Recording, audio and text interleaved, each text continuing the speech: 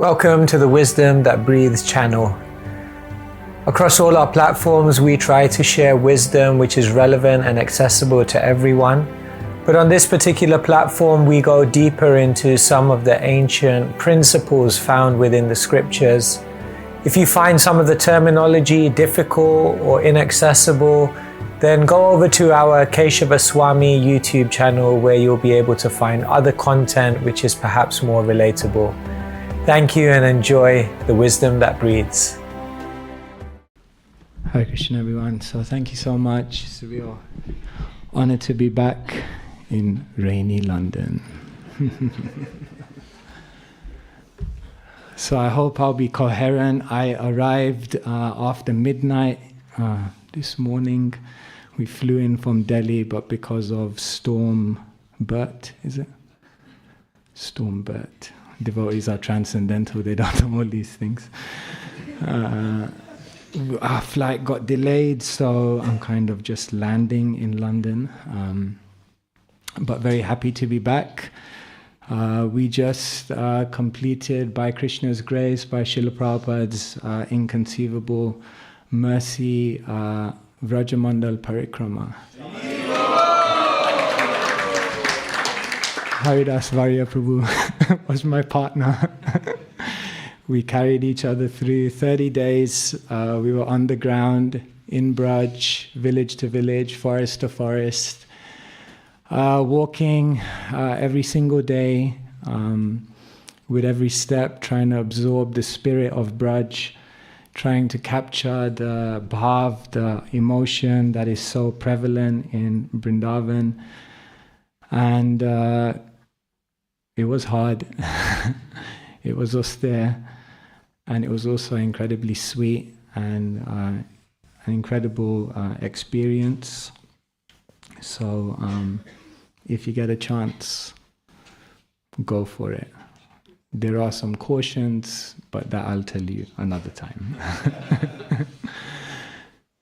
So, but happy to be back in London. As devotees, we go from extremes. So we go from the forests of Braj, and now we are going into the cities of the UK. We go from one extreme to the other. But it's all beautiful because it's all part of Krishna consciousness, it's all part of this wonderful movement, and it's all part of our endeavor to love Krishna more. And so it's really a beautiful time of year, because in this time of year, so many people's lives are going to be transformed.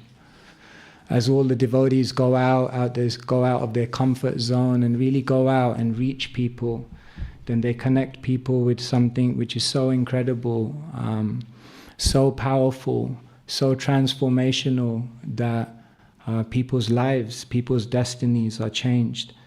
So it's really the best festival of the year, because it's the festival where we all go out, where we try to share Krishna consciousness, where we transform people's lives, and probably most importantly, we transform our own heart in the process.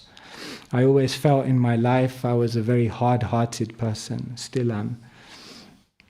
But for sure, when you go out on book distribution, when you try to share Krishna consciousness with others, definitely it softens your heart.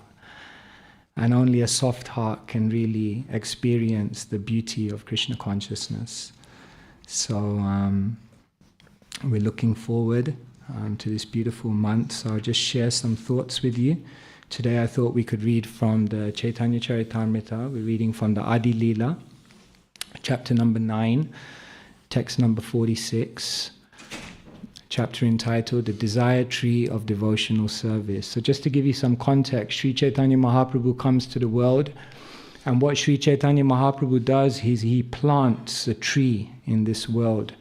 It's no ordinary tree. This is called the Bhakti Kalpataru. This is the desire tree of devotional service. Sri Chaitanya Mahaprabhu is the person who plants the tree. He's the trunk of the tree. He's the main branches of the tree. He's also the person who's distributing the fruits from the tree. And in this way, this Bhakti Kalpataru is actually all the Vaishnavas in the world who experience this love in their heart, this love for Krishna, and then they share like a tree selflessly shares things with others. All the devotees then begin to share. So in this chapter, Krishnadas Kaviraj Goswami is explaining the desire tree of devotional service. And in the process of describing the desire tree of devotional service, he relates an incident. One day, Ekada, one day Krishna and the cowherd boys in Vrindavan sat underneath the tree. And what happened next? That's what Krishnadas Kaviraj Goswami narrates here. So, after Krishna stole the clothes of the gopis at Chirghat, then the very next thing that Sukadev Goswami explains in the Srimad Bhagavatam is this pastime where Krishna then went out with the cowherd boys, and underneath the afternoon sun they decided to take shelter underneath a tree. This is one reason why Brajamandal Parikrama is very good, because it gives you practical realization. When you don't have an air-conditioned room to go back to, and you're living on the road, as soon as the clock hits about 11, 12 o'clock and the afternoon sun is out, you're looking for a tree. And you can't imagine how much happiness it gives you to sleep underneath a desire tree in Vrindavan in the afternoon sun. So that's exactly what Krishna, the cowherd boys, they all did. And as they were sitting under the tree, this is what Krishna said to the cowherd boys. You can repeat after me. Aho esham varam janma sarva prani upajivinam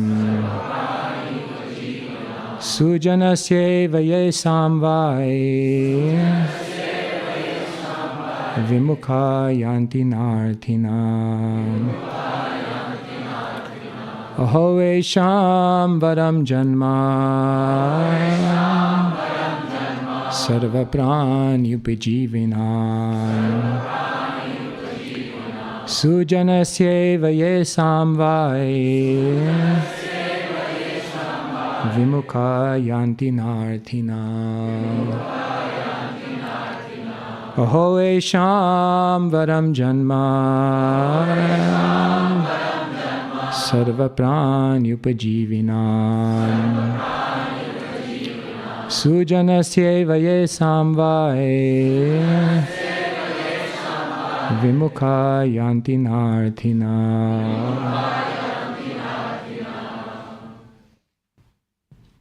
Aho esham varam janma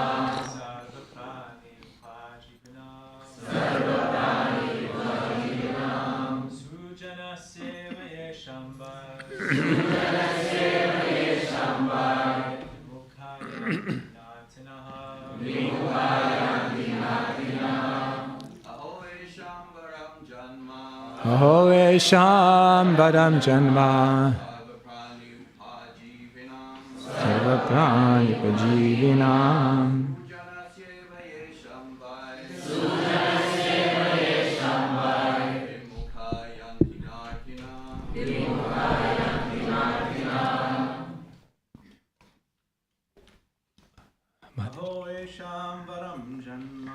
Aho esham varam janma sarva prani upajivinam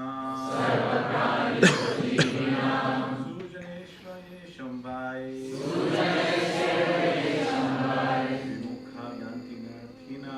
vimukha yanti narthinam. Aho esham varam janma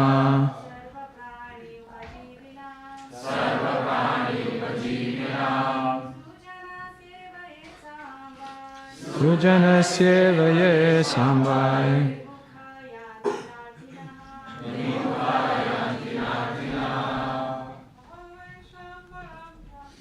aho esham varam janma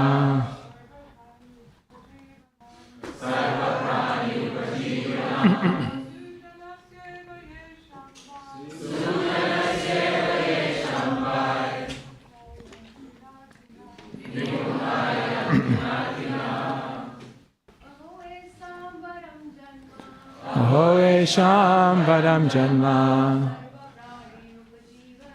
sarva prani pajivinam jana sevaya samvai.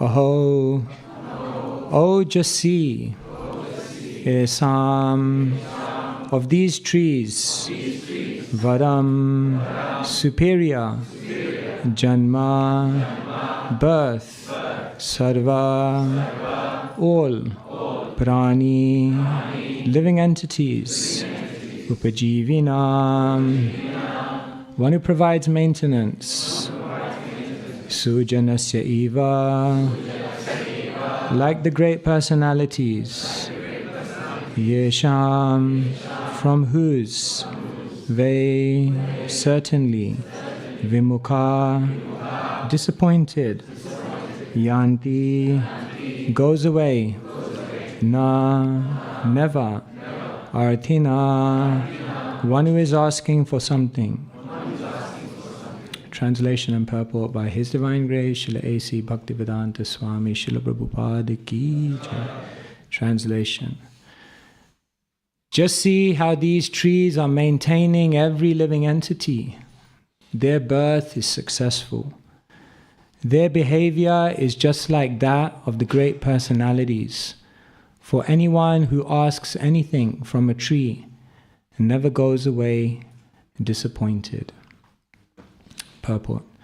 According to Vedic civilization, Kshatriyas are considered to be great personalities, because if anyone goes to a Kshatriya king to ask for charity, the king will never refuse. The trees are compared to those noble Kshatriyas, because everyone derives all kinds of benefits from them.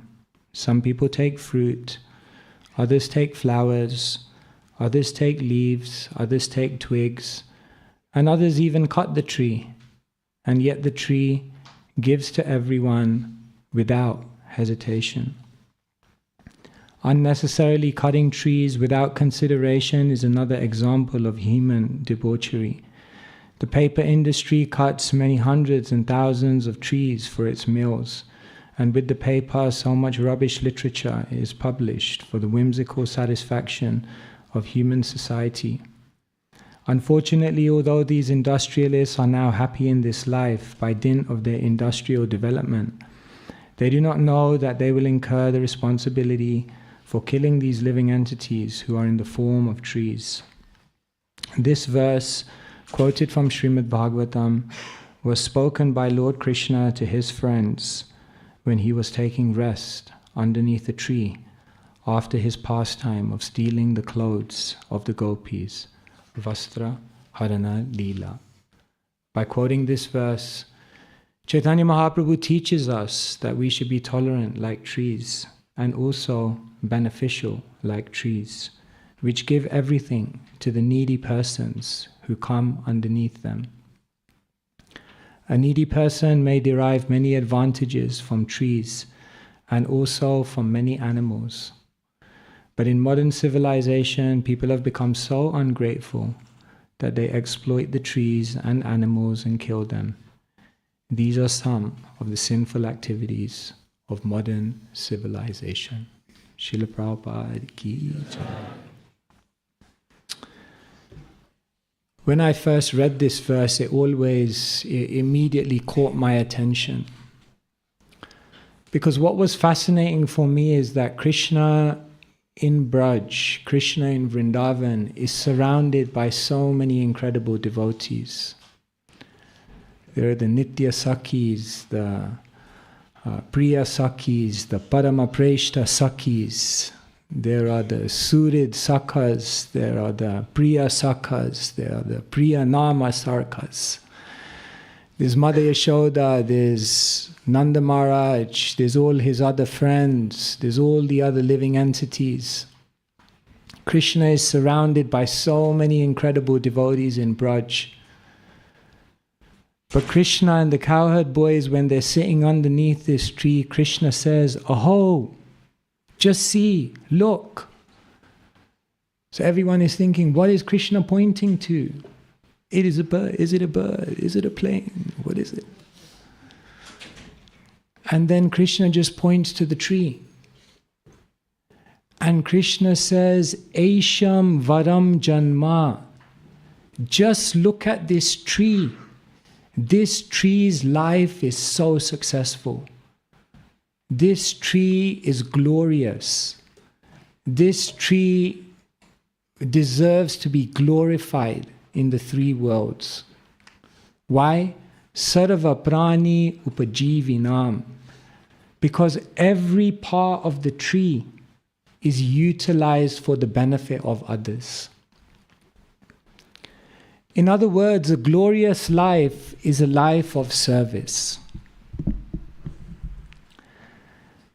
Sometimes we may feel I'm kind of like a tree. Not so special, not so outstanding, not so charismatic, not so colorful, not really the person who's making a big change in the world. Sometimes we may think, what's my life? I'm just very ordinary actually. Krishna says here, Aho Aisham Varam Janma. The life of a tree can be the topmost, it can be the most glorious. Because what makes someone's life glorious is that they use it in service to others. And so Krishna, even with the trees in Braj, Krishna has such a close relationship. Just like he said, there's so many trees in Braj, Kadamba trees, Tamal trees, Banyan trees. A banyan tree is known as Vat.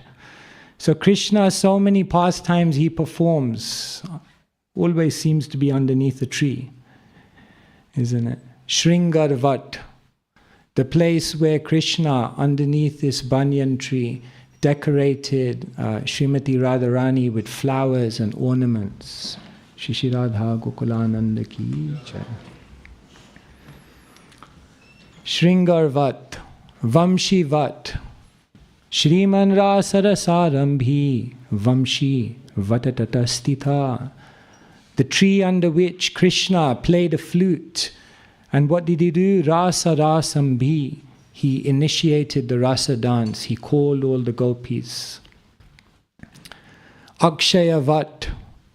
This is where Krishna and the cowherd boys, underneath a banyan tree, they would hang their lunch boxes and then they would wrestle. And in tradition, the devotees go there and wrestle. Javat. Srimati Radharani was born in Raval. She grew up in Barshana, but then she went to Javat, to her in-laws. It said Javat was like a fortress, a prison. Everyone inside, no one inside can get out, and no one from the outside can get in. So Javat was like a prison. And there was a banyan tree, which was witness to all of these pastimes. Therefore, Javat. So like this, so many trees in Vrindavan, in Braj, who are intimately connected with Krishna. It said of all trees, the Kadamba tree is Krishna's favorite. Because the Kadamba tree, when it blossoms in the season, then it becomes golden with many, many yellowish flowers. And as soon as Krishna sees that, then Tapta Kanchana Gaurangi Radhe Vrindavaneshwari. So then immediately, by seeing the Kadamba tree, Krishna remembers Srimati Radharani. And he said Srimati Radharani's favorite tree is the Tamal tree, because the Tamal is dark, Sham. So, reminds her of Krishna. So all of these trees, they're so integrated in Krishna's pastimes. It's explained even the Goswamis of Vrindavan, they were sleeping under a different tree every single night. Because they wanted to associate with these trees who had seen so much of Krishna's pastimes. You can go to Ter Kadamba. Nandishvaro Panta Kadamba Kanane Rupa Purayam Vivavara Madvakam. In times of past, at the foot of Nandishvara hill, there's a forest of Kadamba trees. And underneath one of those Kadamba trees, Ter Kadamba, a Kadamba tree upon which Krishna would climb and then call all the cows back at the end of the day. Underneath that Kadamba tree, Rupa Purayam Vivavada Madhvakam, Rupa Goswami was writing. And as he was writing through his pen, he was distilling an intoxicating honey that would then nourish generations to come. He was writing underneath Ter Kadamba. And it's amazing, it's said that when Rupa Goswami would write under the Kadamba tree, then as soon as he would begin to write about the separation between Radha and Krishna, his hand would begin to shake. And as his hand would shake and his mind would begin being plunged into separation, then it said even the tree which was looking over everything he was writing, even the tree would begin to shrivel up and all its leaves would fall, just to witness Rupa Goswami writing about the separation between Radha and Krishna. And then it said when Rupa Goswami would begin to write about the union of Radha and Krishna, then immediately the tree looking over, what is he writing, would see what Rupa Goswami is writing, and immediately the tree would blossom. The flowers, the fragrance, the color, everything would again become re-energized. Because the trees are so intimately connected with Krishna. One commentator says why the trees would have died. When Krishna left Vrindavan, the trees would have died. What was keeping the trees alive? They were drying up in separation. The only thing that was keeping the trees of Vrindavan alive was the tears of the gopis, which were nourishing their roots. So we just kind of look at a tree and think, just a tree. But a tree can be so much a part of Krishna's pastimes. Because any living entity that gives themselves in service to Krishna, their life becomes successful. Now this is very, very interesting, this verse, because Krishna glorifies the trees. And how does he glorify the trees? Vimukha yanti narthina. No one ever goes to a tree and then walks away disappointed. And what's the very next pastime that occurs in the 10th canto of the Srimad Bhagavatam after Krishna says this? The very next pastime is that the cowherd boys are hungry. Isn't it? They look at Krishna and they say, yeah, you've killed so many demons, you've killed so many negative influences, you've killed so many things, this is all okay, but there's something we need you to kill that we can't tolerate. We can tolerate the demons, we can tolerate all kinds of upheavals, we can tolerate all kinds of calamities, but there's one thing we can't tolerate. Can you get rid of it? What's that? Hunger. We're hungry. So Krishna says, yes, no problem. Just go to the Brahmanas, tell them Krishna and Balaram are hungry. Just ask them. Here Krishna is saying, look at these trees, they're amazing. Nobody goes away disappointed. And what will happen in the very next pastime? Krishna sends the cowherd boys, and the cowherd boys go to the Brahmanas. And what happens? They leave disappointed. This is very, very significant because what the trees represent is generosity. But what the Brahmanas represent is miserliness. They were misers. They had so much, but they didn't give. They were miserly with their time. They didn't even give the time of day to Krishna and Balaram, or the cowherd boys. They were miserly with their wealth. They were miserly in their hospitality.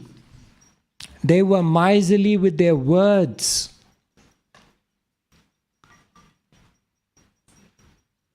Whereas the trees are the complete opposite. They're so generous. And that's basically the teaching that Krishna wanted to give to the whole world.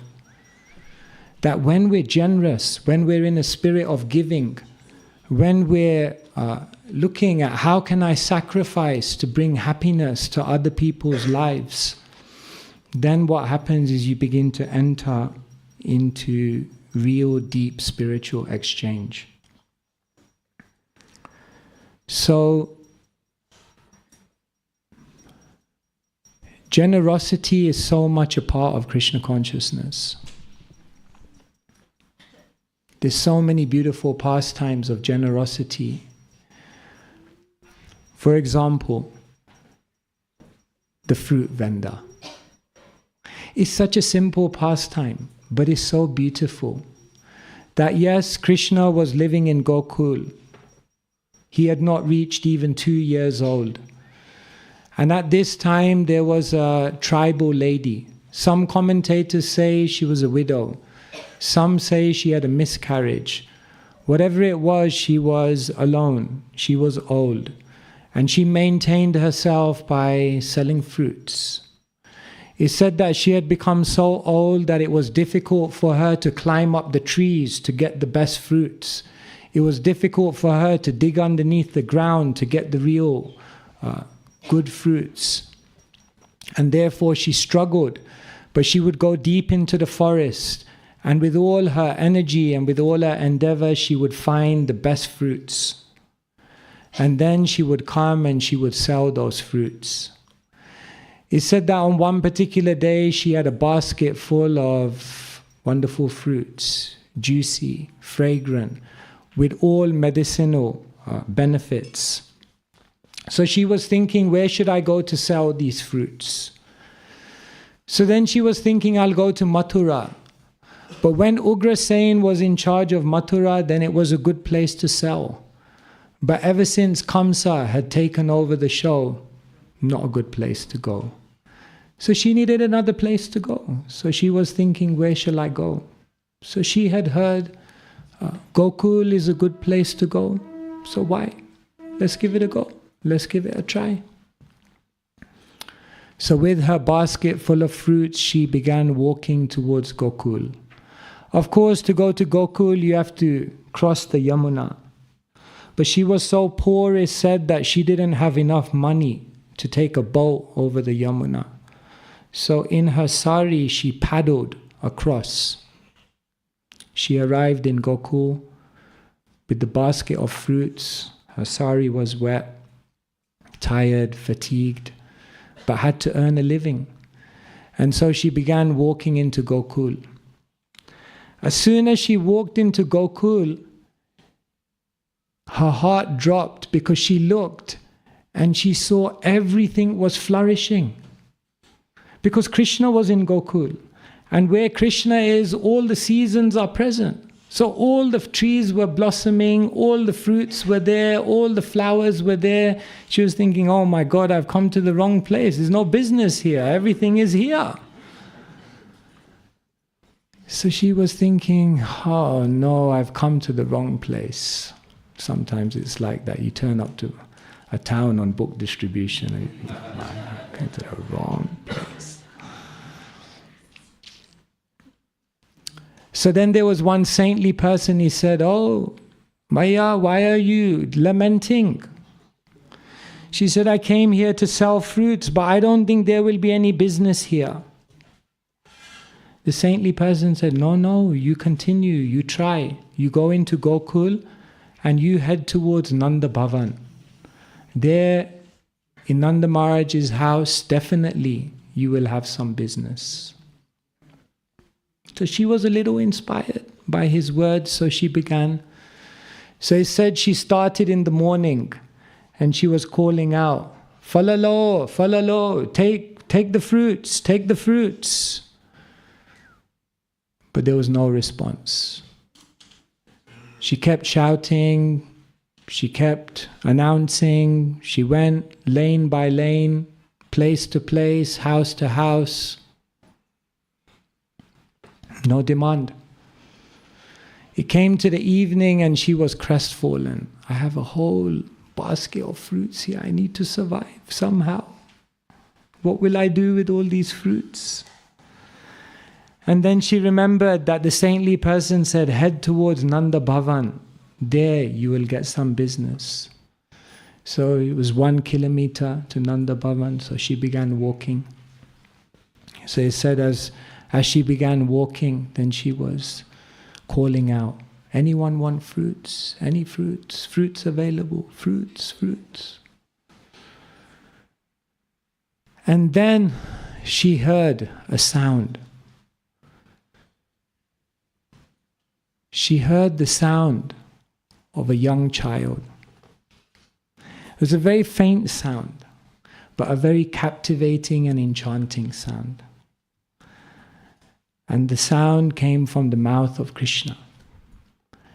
And Krishna said, Phala Devi, Phala Devi. Oh, Devi who has brought the fruits. She heard that. She immediately stopped because it captured her mind.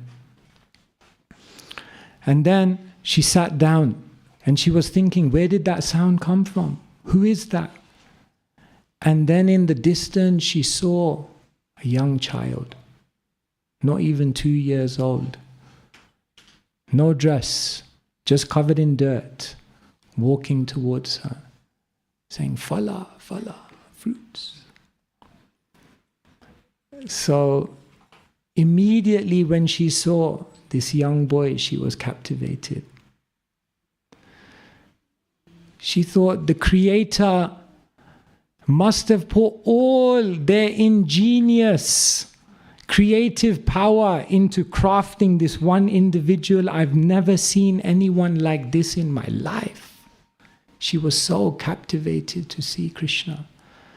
And eventually Krishna came, and with his hands he said, Phala, give me fruits. So she was looking at Krishna, she was completely in a trance. And she was thinking, I can give him fruits.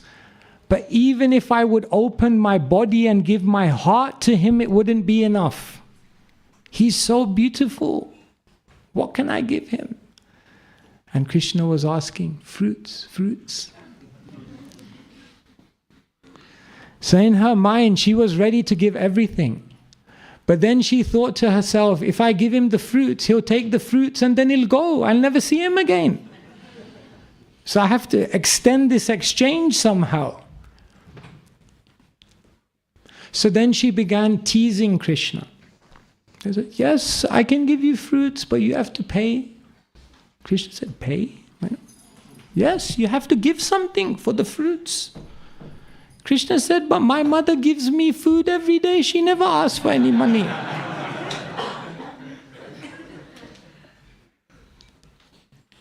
The fruit vendor looked at Krishna and said, she's your mother. I am a fruit seller. And then Krishna looked at her and said, you can also be my mother. And when she heard that, it left a deep impression on her heart. I can be Krishna's mother. I can offer my love to Krishna. Krishna will accept me as his mother. Who am I? I'm just a tribal lady. So she continued teasing Krishna. No, you have to give something. So then it said Krishna turned around and he went to the courtyard of Nanda Maharaj. And there were some grains lying there.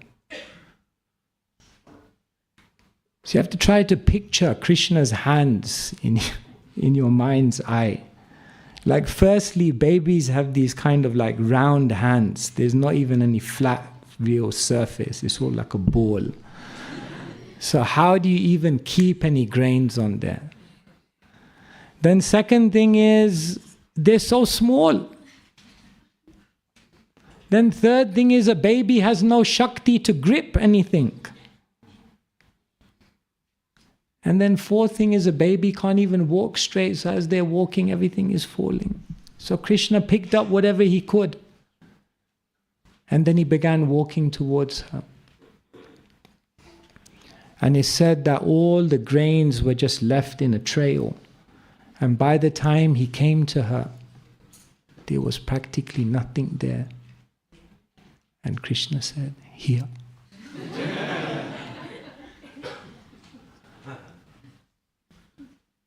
She looked at Krishna's hands, but then she looked at Krishna's eyes. Now this is amazing, because normally in Shastra we say, Bhava Grahi Janardana. Krishna sees the bhav, the endeavor that the devotee makes.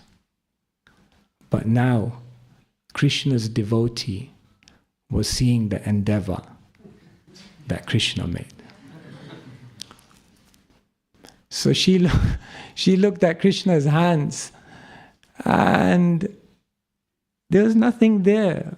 But she looked at Krishna's eyes and she saw the endeavor. She saw the love. She saw the sincerity. And she was conquered. So she said, okay. Then it said with her left hand, she took Krishna's hand in her hand. And then with her right hand, she started putting fruits. And the most amazing thing is she put one fruit. This is Krishna who couldn't hold any grains. She put one fruit. Then magically there was space for another fruit. She kept putting fruits. And Krishna could magically hold everything. Krishna is tricky. When he has to give, he can't hold anything. And when he has to take the fruits, he can hold unlimited amount. Her whole basket was empty. She was thinking, what's going on here? But she was happy. Gave everything to Krishna. Prabhupada said, in my life I was never disappointed because my policy was always everything for Krishna, nothing for me.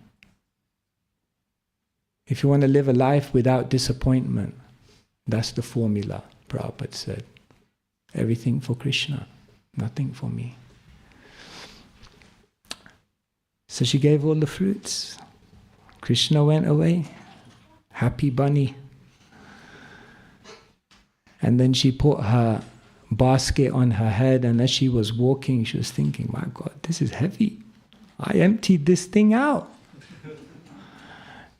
Then she took the basket down and it was filled with jewels. And she thought, jewels? What am I going to do with these jewels? Waste of time. Emptied them out into the Yamuna. Don't need anything. Kuch ichha nahi. No more desires. I've seen Krishna. He's fulfilled my heart. Nothing else in this world holds any attraction for me anymore. And then it said she went back and her whole house was filled with grains. It's such a beautiful story because it's all about generosity. Krishna generously gives whatever he could with his small hands. She generously gave Krishna whatever she had without holding back. And then Krishna generously gave her everything in return. This is the dynamism of spiritual exchange. It's all about generosity.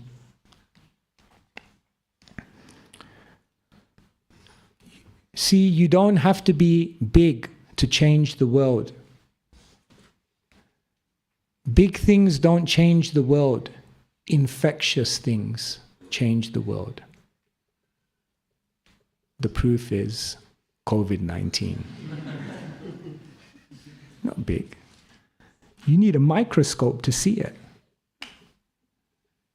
But, not big, but infectious. Spreads. There can be nothing more infectious in the world than generosity. then kindness, then selfless sacrifice.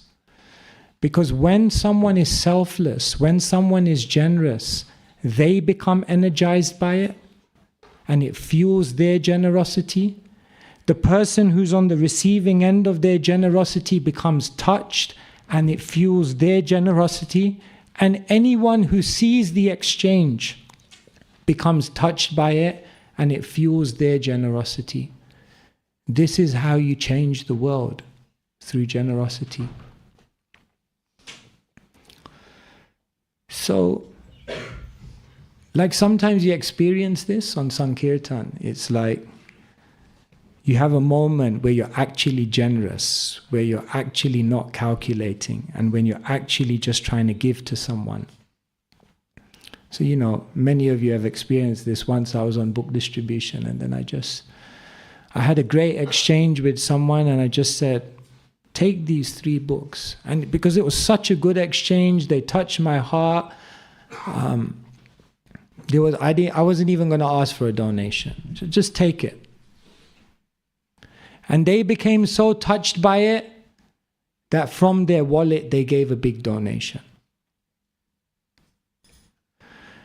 And then we were so touched by that, we said, but that's extra. Extra donation means extra books. But it was from the heart, generously. No, you've given so much, please take more. And extra books means extra donation. And like this, it goes on, and at one point you have to look at each other and say, okay, we got to stop here. This is like... So once that happened to me, we exchanged about 4 times like that. It was going.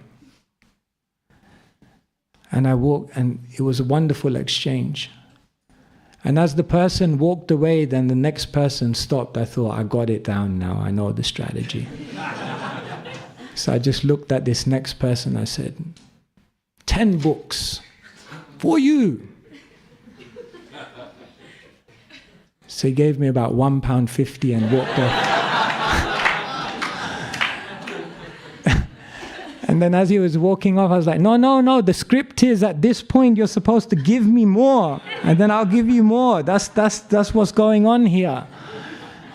And then I realized it's not a strategy. It has to be generosity from the heart.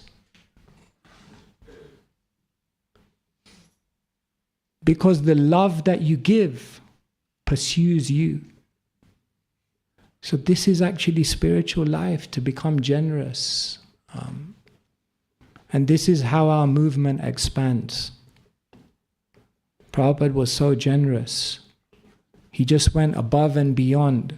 He just kept doing more and more. At a time when anyone else could have said, like, okay, it's enough, now let's just stop here. Prabhupada just kept giving more and more and more. And his generosity was so off the scale that anyone who was on the receiving end of that generosity realized, I have to be generous in my life. And that's what his disciples did, and they sacrificed so much. And that's what all the followers continue to do to this day. And that's how our movement expands. So here, what we're talking about is a movement of generosity, a movement of giving. The Brahmanas were very miserly. You can't be a miser and be in Krishna consciousness. We can't be miserly with our words. We have to try to always be encouraging, empowering, enthusing, inspiring to others. We can't be miserly with our wealth. Whatever we've been given, we have to try to use it to benefit others.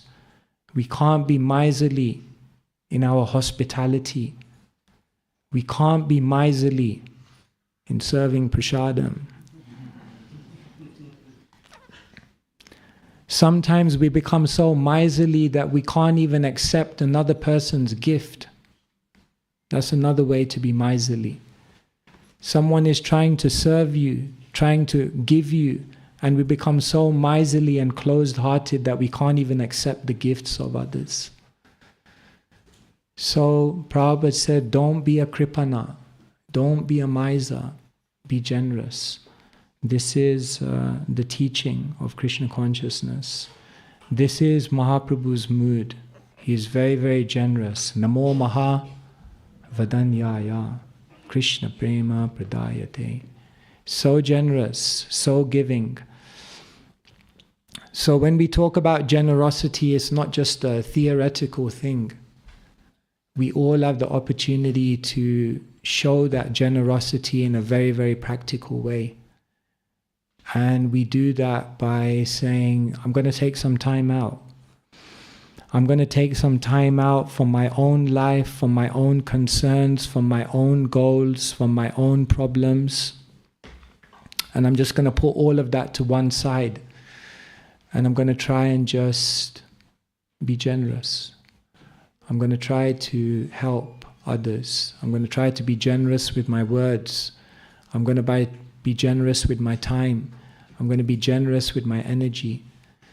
And as I was on the receiving end of generosity from so many saintly people, I'm going to try to share that generosity with others. And when our movement becomes pervaded by generosity, by kindness, then our movement will really flourish. Then it will be an explosion. Because remember, you don't need to be big to change the world. You just need to be infectious. And the most infectious thing is to be kind, to be generous. Because when you're kind and generous, and it really comes from your heart, then you touch people's hearts. And when you touch people's hearts, then amazing things happen. So here, Krishna's heart was touched by the trees, because the trees, sarva prani upajivanam, they gave their whole life in service to others. And we honor the trees today because by the grace of the trees, we have books.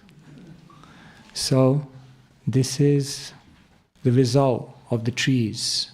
They sacrificed their whole life so that we could have this book. And this book, we can give it to others, and it can change lives, it can change destinies. That's the great opportunity that each one of us have. Hare Krishna, Krishna Krishna, Hare Hare, Hare Rama, Rama Rama, Hare Hare. Srila Prabhupada ki jai.